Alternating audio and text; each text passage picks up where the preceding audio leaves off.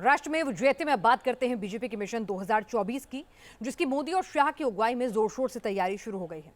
पहले बीजेपी ने 2024 में सत्ता दिलवाने वाले 5 महामंत्रों पर काम करना शुरू किया और अब बीजेपी 12 सूत्रीय उस प्लान को आगे बढ़ाने में जुट गई है, जिससे 2024 में बीजेपी को इतनी सीटें मिल जाएं जो 2024 और 2019 के आंकड़ों को भी पीछे छोड़ दें। 2024 के तैयार किए गए बीजेपी के 12 सूत्रीय प्लान में क्या है, देखिए न्यूज नेशन संवाददाता विकास चंद्रा की ये सुपर एक्सक्लूसिव रिपोर्ट।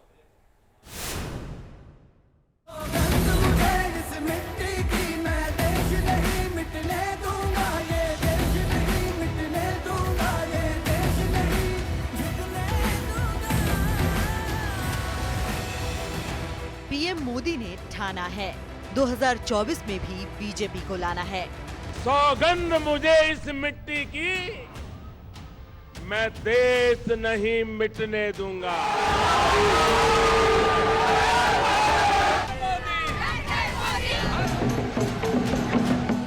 कि मोदी है तो मुमकिन है। 2014 और 2019 के बाद अब 2024 में जीत की हैट्रिक लगाने की तैयारी में जुट गई है बीजेपी। कि मोदी है तो मुमकिन है, मोदी है तो। वैसे तो 2024 के लोकसभा चुनाव में अभी 1.5 साल से ज्यादा का वक्त बचा है, लेकिन बीजेपी ने अभी से इस चुनावी रण को फतह करने की तैयारियां शुरू कर दी हैं। मिशन 2024 को कामयाब बनाने के लिए मोदी और शाह मिलकर हर उस लूप होल को बंद करने में जुट गए हैं, जिससे आने वाले लोकसभा चुनाव में 2019 से ज्यादा बम्पर जीत मिल सके और अब की बार 350 के पार का लक्ष्य पूरा किया जा सके। और इसके लिए बीजेपी ने मिशन 2024 की रणनीति भी तैयार कर ली है। पार्टी ने इस मिशन के लिए 12 सूत्री योजना तैयार की है। बीजेपी मिशन 2024 को पूरा करने के लिए अभी से ही मैदान में है और 2019 का चुनाव खत्म होते ही बीजेपी ने मिशन 2024 के लिए रणनीति बनानी शुरू कर दी थी। अब पार्टी पूरी ताकत से मैदान में उतरने लगी है। बीजेपी के रणनीतिकारों ने बड़े पैमाने पर रणनीति को बनाया है और उसे जमीन तक उतारने के लिए कई योजनाएं भी उनकी तरफ से तैयार की गई हैं, जिसमें सबसे महत्वपूर्ण 12 सूत्री योजना है, जिसके जरिए पार्टी न सिर्फ विपक्षी को चारों खाने मैदान में चित कर देना चाहती है, बल्कि अपने ही इतिहास को तोड़ देना चाहती है।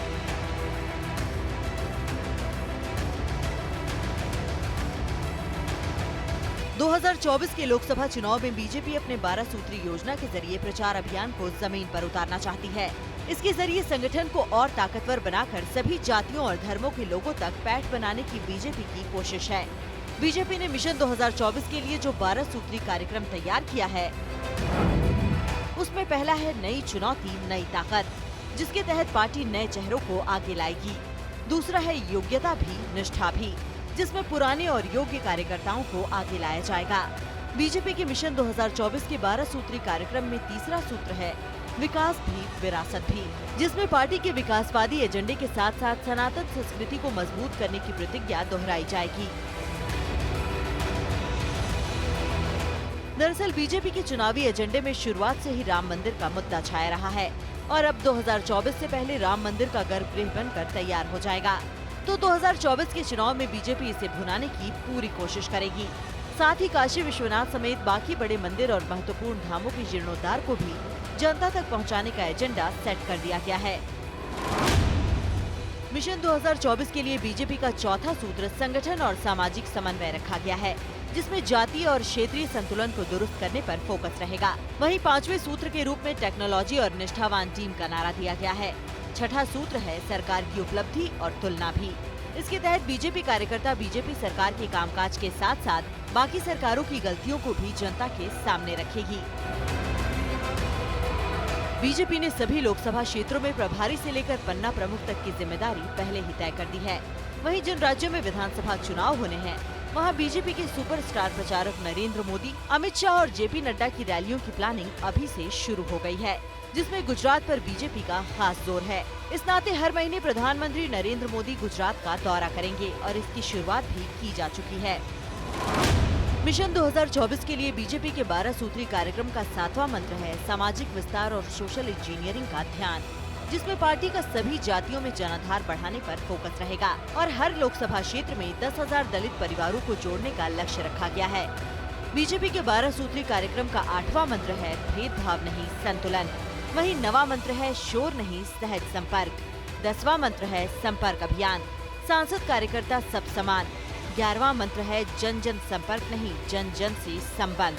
वहीं 12वें मंत्र के रूप में कमजोर क्षेत्र मजबूत टीम को रखा गया है। विकास के काम करने से, अपनी विचारधारा को समर्पित रहने के से और देश की सुरक्षा को सुनिश्चित करने से ही प्रधानमंत्री देश की जनता बनाती है। किसी को डरने की जरूरत नहीं है, नरेंद्र मोदी सरकार है यहाँ।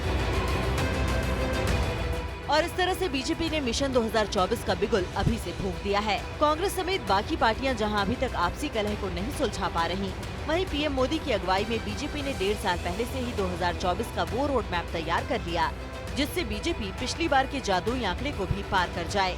और बीजेपी को ऐसा करने से कोई रोक भी नहीं पाएगा, क्योंकि 2014 और 2019 की तरह 2024 में भी बीजेपी प्रधानमंत्री नरेंद्र मोदी के चेहरे पर चुनावी मैदान में उतरेगी। और 2024 में भी पीएम मोदी ही बीजेपी के स्टार प्रचारक होंगे। 2024 के रण से पहले मोदी देश के सभी राज्यों का दौरा करेंगे। मोदी की सैकड़ों रैलियों का रोड मैप तैयार हो चुका है, क्योंकि बीजेपी जानती है कि मोदी है तो मुमकिन है।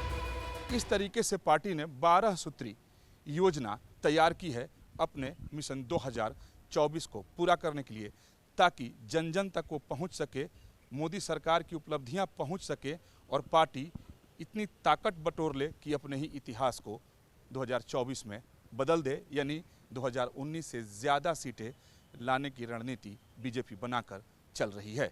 ब्रिजेश जयराम यादव के साथ विकास चंद्र, न्यूज़ नेशन, दिल्ली। 2014 में नरेंद्र मोदी के हाथों में बीजेपी की कमान आने के बाद बीजेपी का ग्राफ लगातार ऊपर बढ़ रहा है और इस वक्त भी बीजेपी का कोई तोड़ नहीं है।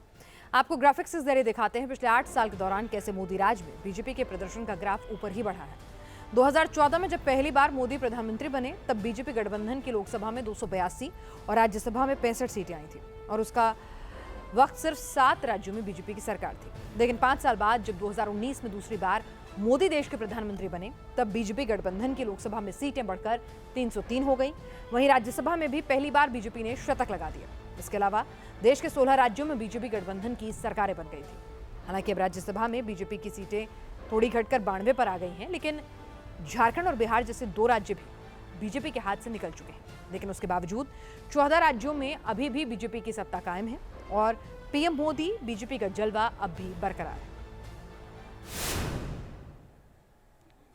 जब पूरा दिन विजयदशमी का उत्सव मन रहा था, तो उस दौरान भी पीएम मोदी चुनावी बिसात की गोटी सेट करने में जुटे हुए थे। पीएम मोदी ने चुनावी राज्य हिमाचल प्रदेश में कई विकास योजनाओं का उद्घाटन किया, तो साथ ही कुल्लू के दशहरा उत्सव में भी शामिल हुए। देखिए रिपोर्ट।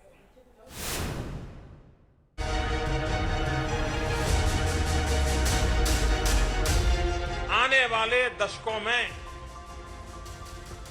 विश्व को सबसे ज्यादा वर्कफोर्स अगर कहीं से मिलेगा तो हिंदुस्तान से मिलेगा।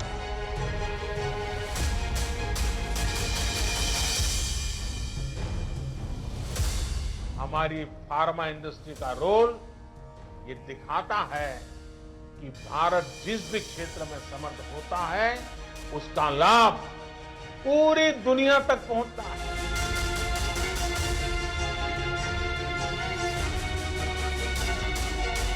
हमारा कमिटमेंट सिर्फ और सिर्फ विकास के लिए है। कुल्लू से पीएम मोदी ने फूका हिमाचल चुनाव का बिगुल। या दसवीं हो और विजय का रणसिंगा फूंकने का अवसर मिले,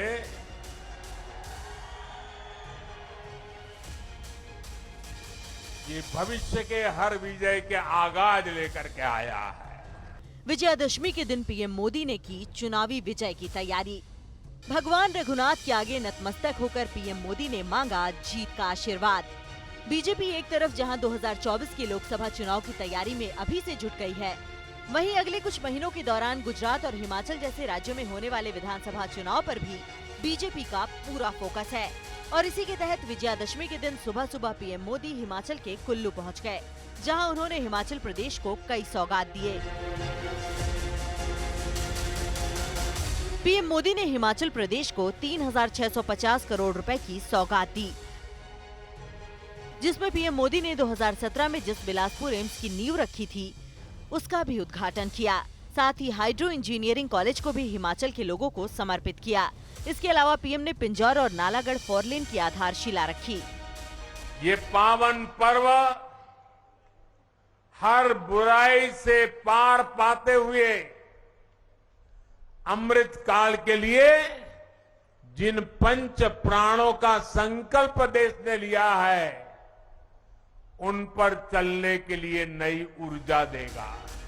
कुल्लू में जनसभा को संबोधित करने के बाद पीएम मोदी भगवान रघुनाथ का आशीर्वाद लेने के लिए रघुनाथ रथ के पास पहुंचे और भगवान रघुनाथ के आगे नतमस्तक होकर पीएम ने मत्था टेका और आशीर्वाद लिया।